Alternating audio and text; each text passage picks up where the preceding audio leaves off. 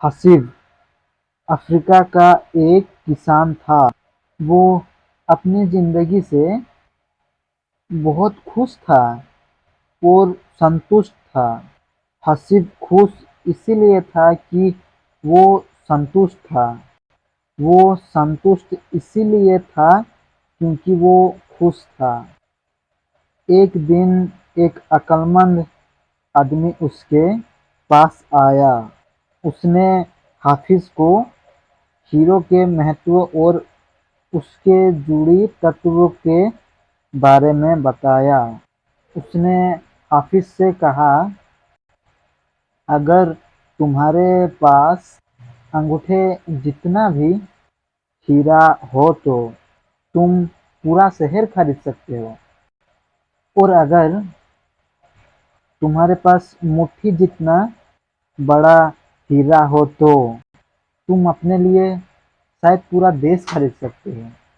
वो अक्लमंद आदमी इतना कह के चला गया। उस रात हाफिज सो नहीं पाया। वो असंतुष्ट हो चुका था, इसीलिए उसकी खुशी भी खत्म हो गई थी। दूसरे दिन सुबह होते ही हाफिज ने अपने खेते को बेचने और अपने परिवार की देखभाल का इंतजाम किया और हीरे खोजने के लिए रवाना हुआ। वो हीरो की खोज में पूरे अफ्रीका में भटकता रहा, पर उन्हें पा नहीं सका। उसने उन्हें यूरोप में भी ढूंढा, पर वे उसे वहां भी नहीं मिले। स्पेन पहुंचते पहुंचते वो मानसिक, शारीरिक और आर्थिक सफर पर पूरी तरह टूट चुका था। वो इतना मायूस हो चुका था कि उसने बार्सिलोना नदी में कूदकर खुदकुशी कर ली। इधर जिस आदमी ने हाफिज के खेत खरीदे थे, वो एक दिन उन खेतों से होकर बहने वाले नालों में अपने ऊँटों को पानी पिला रहा था। तभी सुबह के वक्त उग रहे सूरज की किरणों नाले की दूसरी ओर पड़े एक पत्थर पर पड़ी और वो इंद्रधनुष की तरह जगमगा उठा। ये सोचकर कि वो पत्थर उसकी बैठक में अच्छा दिखेगा, उसने उठे उठाकर अपनी बैठक में सजा दिया। उसी दिन दोपहर में हाफिज को हीरो के बारे में बताने वाला आदमी खेतों के इस नए मालिक के पास पहुंचा। उसने उस जगमगाए हुए पत्थर को देखकर पूछा, क्या हाफिज लौट आया? नए मालिक ने जवाब दिया, नहीं, लेकिन आपने ये सवाल क्यों पूछा? अक्लमंद आदमी ने जवाब दिया, क्योंकि ये हीरा है, मैं उन्हें देखते ही पहचान जाता हूँ। नए मालिक ने कहा, नहीं, यह तो महज एक पत्थर है, मैंने इसी नाले के पास से उठाया है। आइए मैं आपको दिखाता हूँ।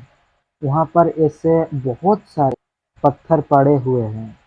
उन्होंने वहाँ से नमूने के तौर पर बहुत सारे पत्थर उठाए और उन्हें जांचने परखने के लिए भेज दिया। वे पत्थर हीरे ही साबित हुए। उन्होंने पाया कि उस खेत में दूर दूर तक हीरे दबे हुए थे। इस कहानी से हमें क्या सीख मिलती है? इससे हमें ये सीख मिलती है, जब हमारा नज़रिया सही होता है तो हमें महसूस होता है कि हमें हीरो से भरी हुई जमीन पर चल रहे हैं। मौके हमेशा हमारे पांव तले दबे हुए हैं। हमें उनकी तलाश में कहीं जाने की जरूरत नहीं है, हमें केवल उनको पहचान लेना है। दूसरे के खेत की घास हमेशा हरी लगती है। हम दूसरों के पास मौजूद चीजों को देखकर ललचाते रहते हैं। इसी तरह दूसरे हमारे पास मौजूद चीजों को देखकर ललचाते हैं। इससे अपनी जगह की अदला बदली करने का मौका हासिल करके उन्हें खुशी होगी। जिन्हें मौक़ों की पहचान नहीं होती, उन्हें मौके का खटखटाना शोर लगता है। मौका जब भी आता है तो लोग उसकी अहमियत नहीं पहचानते। जब मौका जाने लगता है तो उसके पीछे भागते हैं।